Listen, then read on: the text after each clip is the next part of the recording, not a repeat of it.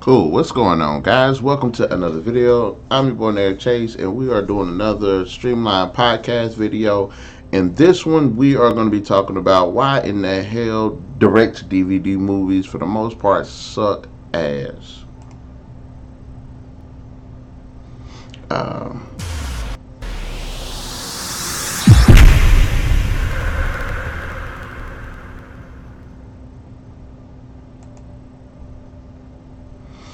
all right. I get it delayed, but gosh. Anyways, now yeah, I recently just watched two of the Scorpion King sequels. Of course, they're direct to DVD. Yeah, and of course they don't have The Rock in it, but don't not saying that it's so because The Rock wasn't in it. But anyways, I've just been like hurt how bad direct to DVD movies are. A lot of times, I don't understand what the problem is. Look, I understand you don't have the budget, but why do you have this like trashy, amateurish, like just just a pile of shit for a script and direction. And a lot of times it does have to do with the writing, and I don't understand how the writing can be that bad. I understand there are B movies and shit movies. I don't understand if you're a direct to DVD why most of the time either has to be a B movie or a shit movie. Look, there are a lot of B movies, not B movies. There are a lot of direct to DVD movies out there. They're actually pretty good.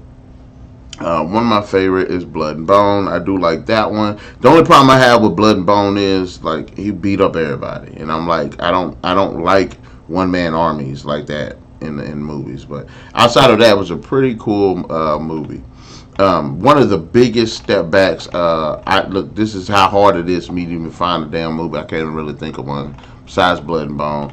But Inhale. I liked Inhale. Inhale was pretty cool too. It was a pretty intense movie, and one of the better performances by John Claude Van Damme, where you actually get to see him act, like get a little bit more acting chops instead of just being, you know, instead of it just being just kick everybody's butt. So I did really appreciate that, and of course, like I said, there are other ones too as well.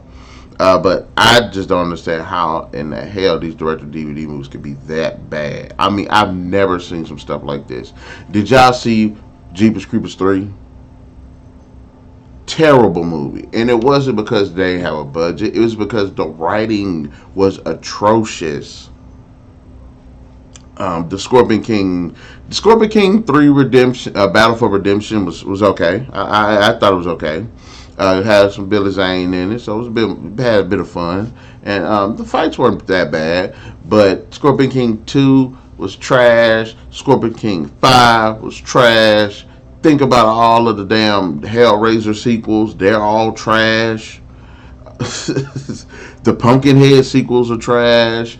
The Curse of Chucky, the Chucky sequels are all trash. Um, like I don't understand who thinks it's a good idea just because you don't have $1 million budget or a $10 million budget or a $20 million budget or $100 million budget. You can't make quality material. A lot of the times it is the lazy writing. It's not only the lazy writing, and like I said, if you don't have a budget, you're not going to have the best effects. So we're not going to harp on effects too much, but there have been plenty of movies that you would think have CGI effects or high quality effects. They don't have the budget behind it, but they always manage to circumvent that and still come out on top. There's a lot of movies that do that, but you know, if which is like I said, that's one of them gray areas where I'm like, okay, look, this okay. But a lot of times it does be the acting because a lot of times you do direct to DVD movies. Of course, you got new people that you don't, nobody knows who the hell these people are. So you got new people, the poorly written script, poorly. When I say poorly, like the person should never like work in showbiz ever again. That's how bad some of these scripts are.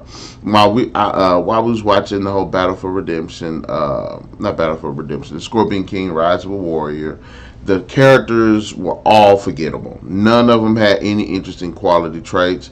Yes, the main dude was fearless or whatever. But I'm like, no, that doesn't make a hero. This guy that's just completely fearless. It was also very convenient when it came to his character. Everything was so convenient.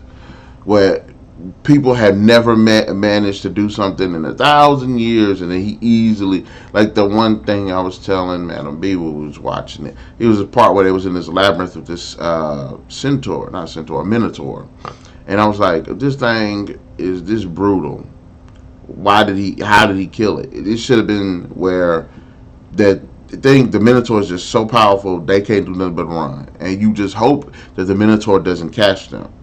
But it was like, no, he when I say easily killed the thing, easily killed it. So I did not like that. There was even a part where they had to, there was this goddess in hell, this godlike being in hell that was seducing him, and he was fighting it the whole time. And I'm like, so how many people have been to hell and she seduced him, and then all of a sudden he has no special qualities whatsoever. There's nothing special about this guy, but he's actually fighting her off, and I'm like, that doesn't make any sense. And even at just one, they need to start making better characters, because the chick in the movie acted like she didn't need no help.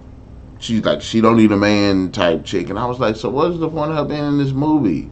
She didn't introduce nothing interesting to the plot. She didn't do nothing for their journey or anything. She was absolutely useless. Like I said, there are several things in a in any movie that need to be addressed: plot, characters, cast, visuals, the sound, and the writing slash directing. A lot of times, the plot sometimes either be like poorly written.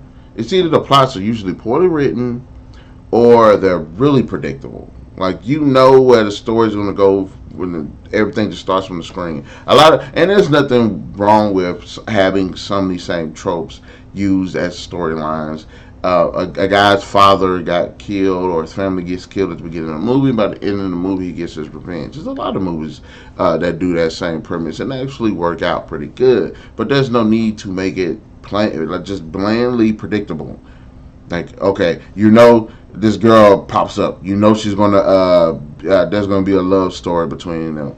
You know there's gonna be some type of item he has to go get to overthrow this guy. You know the typical rival guy that story that he meets his rival, and then that rival ends up joining him, and like a lot of the times they'll be just completely predictable or poorly written. Need to stop doing that. Give us a solid story.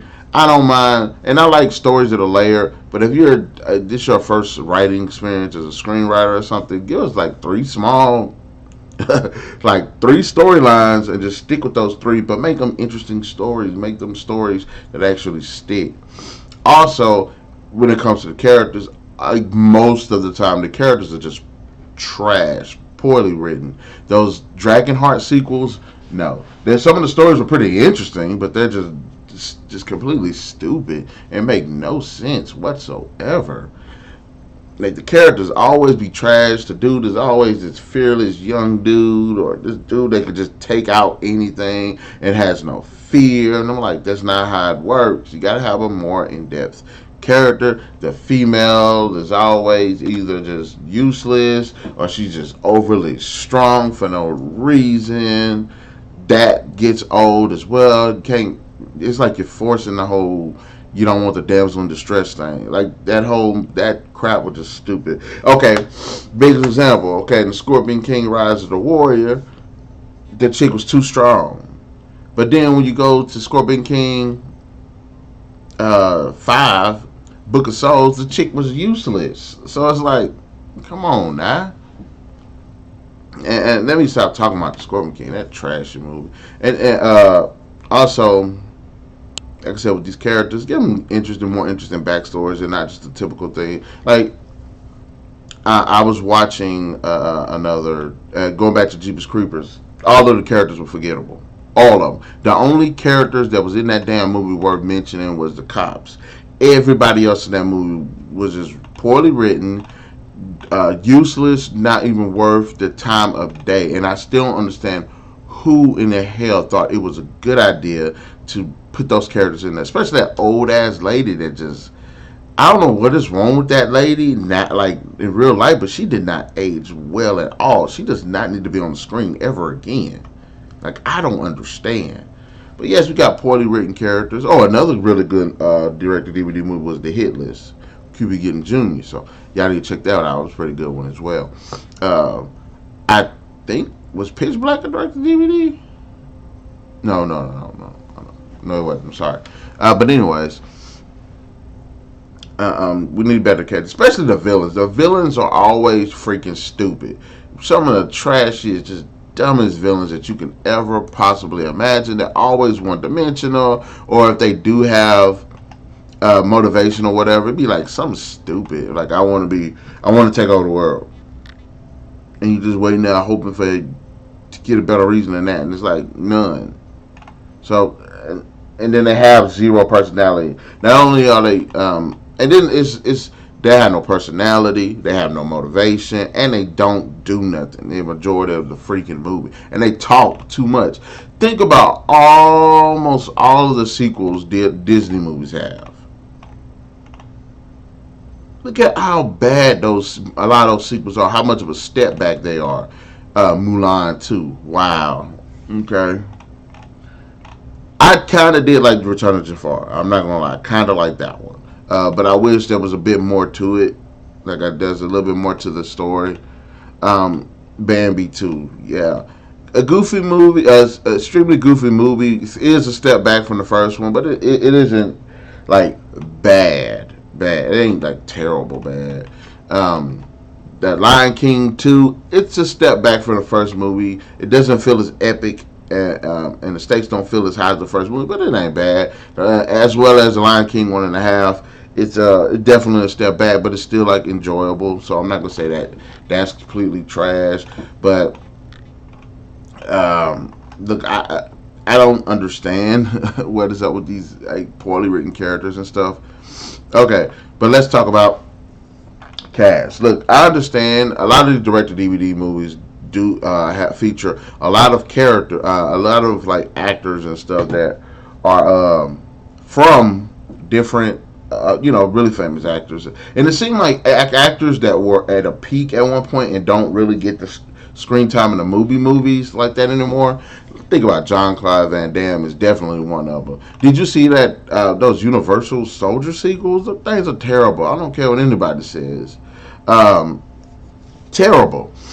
Almost all of Jean-Claude Van Damme's movies now they're not they're not really like him doing martial arts and stuff most of the time. Yes, they are.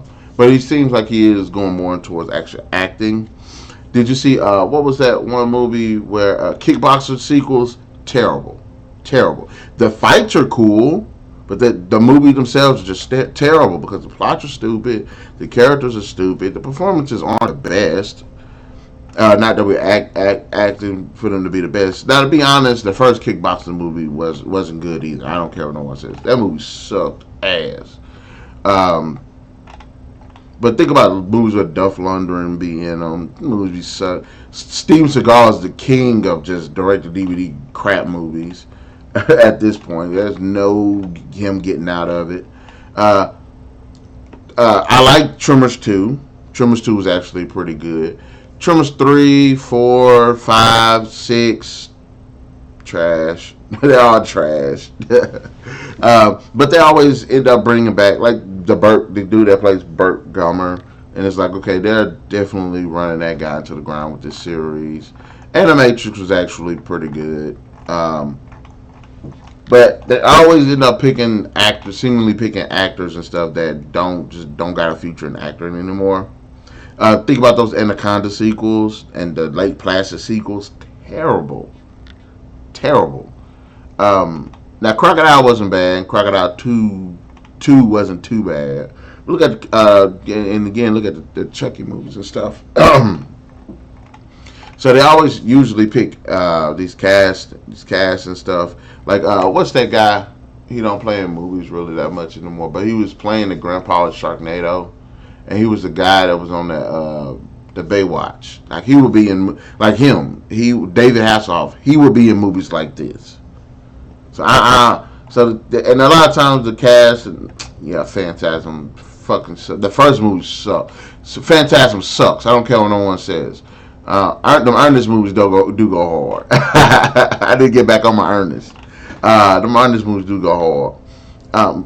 Also, but like I was saying, going back to the cast and stuff. A lot of times the cast, look, I understand you bring a new cast and everything, but I'm like, give us some stronger characters, not characters, some better written characters and better people with better performances. Because a lot of times those performances do not nail home. They don't. They be some of the most forced crap. And I'm not talking about the direct-to-DVD sci-fi, because those are just terrible movies. But a good majority of them. I'd say about like 95% of those movies are just terrible. But I'm just talking about direct-to-DVD movies in general. And I'm not saying necessarily like action adventure. I'm not necessarily saying just sci-fi, fantasy and stuff like that. Because some of this stuff is more or less, they have comedies, they have dramas and stuff like that too as well. But yes, these movies fucking suck.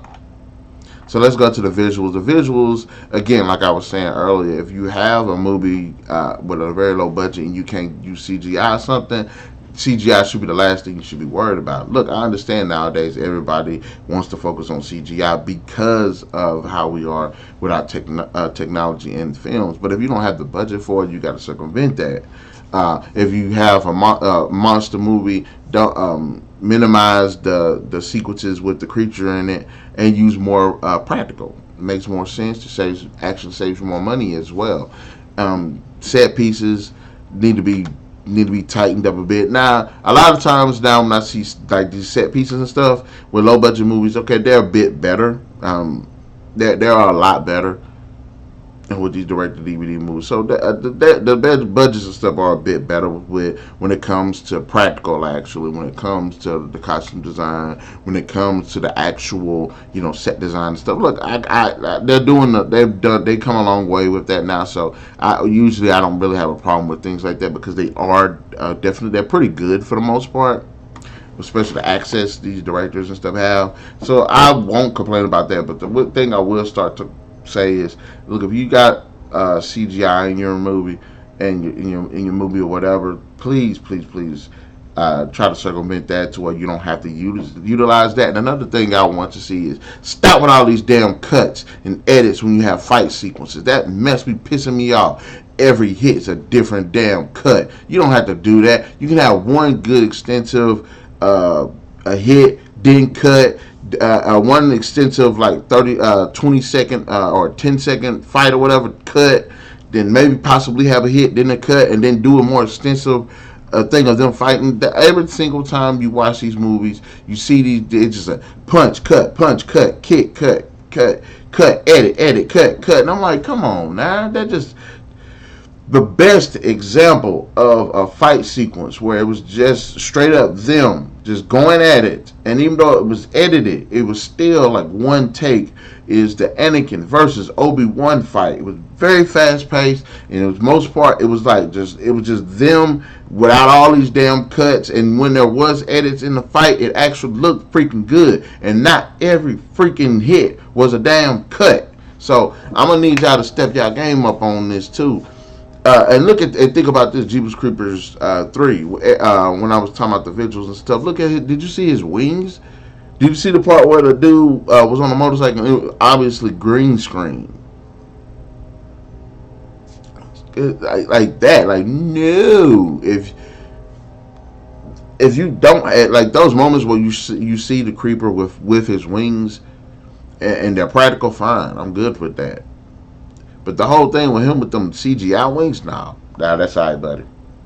You could do the thing where you hear him flap, and then you see him drop to the back of the truck. Cool, you don't need to show the wings, but them wings just look like crap. Woo, crap.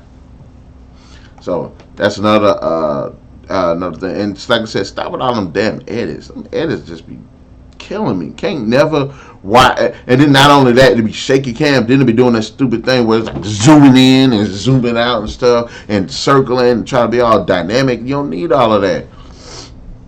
The only time you need something like that is if you're doing like big takes. If it's a big take, I don't mind the zooming in and the zooming out and stuff. Fine, I don't even mind the slow mo because a lot of time the slow mo stuff be in there too. But sometimes it'd be more like flash rather than actually use as an effective means of establishing an intense fight sequence. So yeah, them American Pie movies weren't. A lot of those sequels were not good. They were not good. Yeah, yeah, a lot of them were not good. They were trash. Some of the worst stuff I've ever seen. But anyways, stop with all that. That crap is just annoying and shake your can be like this. You can't even see the fights. And have you ever noticed that in the fights and stuff try to make them as oh yeah, there's a movie called Wasteland. Do not get me started on that movie. Oh my lord, do not get me started on that movie. But a lot of times when they have fights and stuff, they be trying to do all this stylish fighting and stuff. Like they be doing flips and doing all these tricks, kicks and stuff.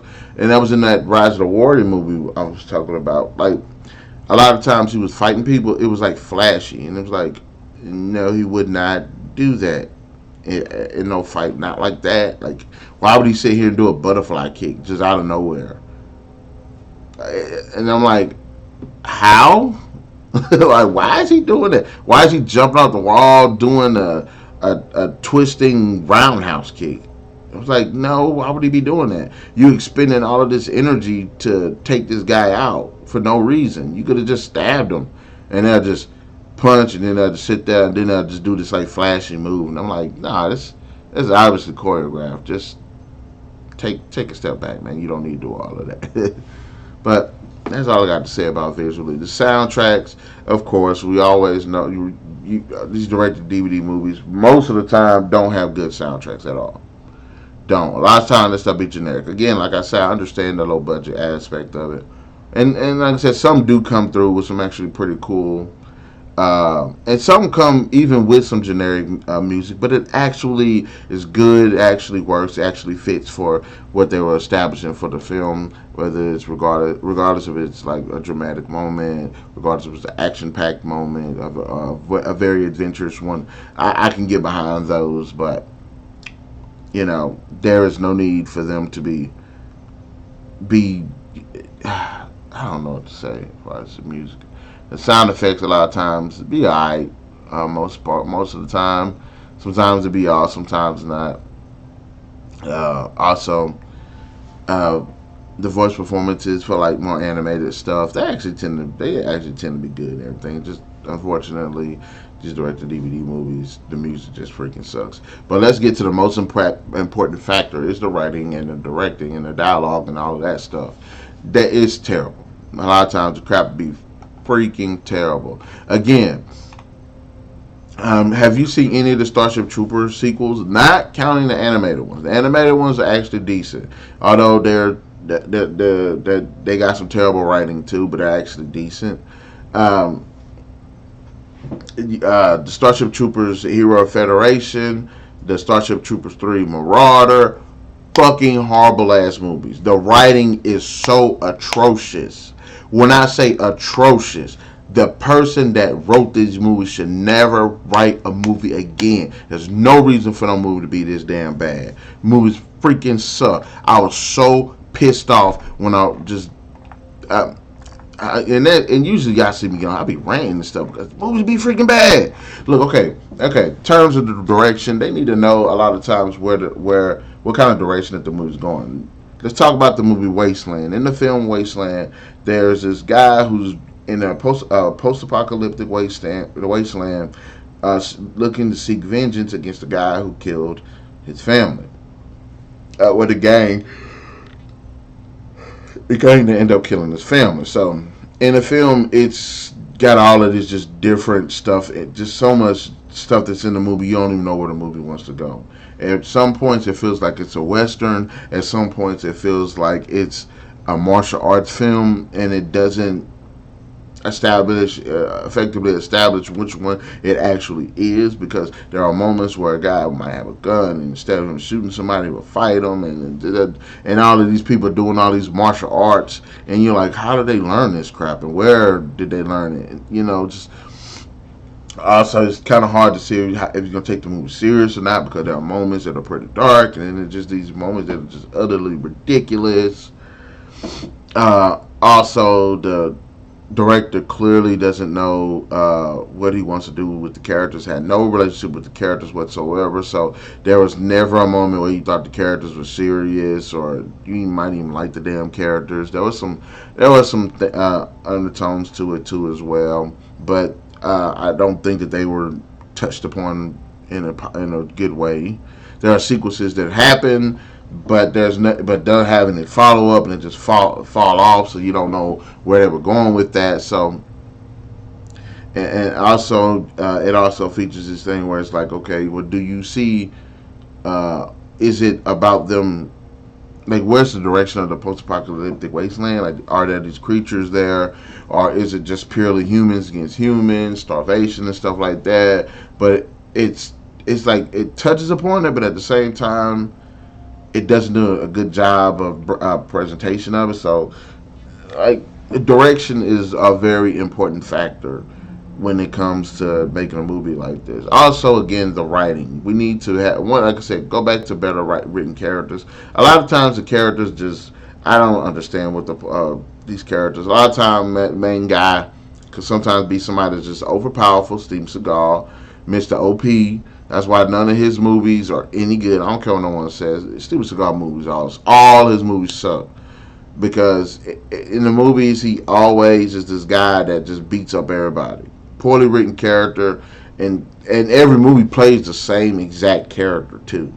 Every freaking movie. Poorly written characters. The bad guys, a lot of times, actually are better written than he is. They actually have more personality. They have a better motivation. They have better lines. So we need better written characters. And a lot of times, there's also convenience. I don't like having characters with all of this freaking convenience that's just surrounding them. Even in the most impossible task that they can do, that they have to do, what is they always end up getting out of it some way. And then it's like the lightest thing ever, and it's like, how in the hell did you like do that? And it's like 1,000 people came before you, and they couldn't do that, and you just happen to be the one guy that ends up doing it. And I'm like, really, that don't make any sense whatsoever. And also, a lot of times, it doesn't even feel balanced. I was watching the Dragonheart movie, and I think it's 3, and there was some siblings in there that was like half dragon, but one of them had super strength, like the strength of a dragon, and the other one used like magic, like the magic of a dragon. I'm like, that's stupid. If they're born from a dragon or whatever, why don't they both have the same thing, but maybe to varying degrees? Why is it either or? Why is the boy have increased strength but have magical potential too, and the chick have magical potential and have super strength too? So it's like, really? Poorly written characters, and just and like I said, the convenience. There's just an awful lot of convenience that doesn't make any sense. That's fucking Phantasm. I hope that series just burns in hell. And then like sequences be written into the script that don't make any sense a lot too. Remember in the Curse of Chucky, the Cult of Chucky. In the Cult of Chucky, there was the part where the girl was dreaming. Then you got this really big Chucky hologram behind her.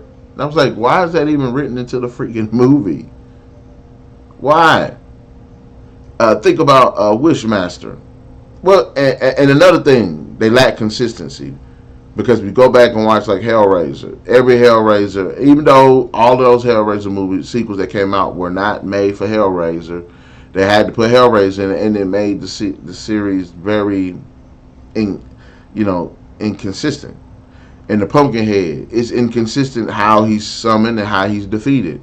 In Wishmaster, every sequel that came out, I'm not saying it was a different, I had a problem with the different gen, but his motivation and how to beat him changed every single time. It's like, come on now, really? You're gonna be that inconsistent? Now, I'm not gonna talk about Boogeyman or The Grudge and all of that.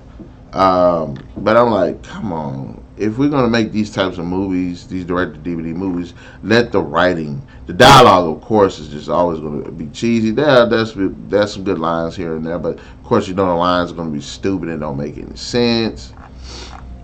But and here go another Tremors, the Tremors series. How inconsistent it is. Every movie, things change, but then but like one of the things they said that in Perfection is the first time they ever witnessed those giant worms, and then in the fifth one they made it seem like the giant worms were in Africa and they already knew about them. So I'm like, okay, that just completely negates what was said in Perfection. Also, Tremors 4 negates it as well because the giant worm things were there before the events of the first film. So I'm like, wow, really?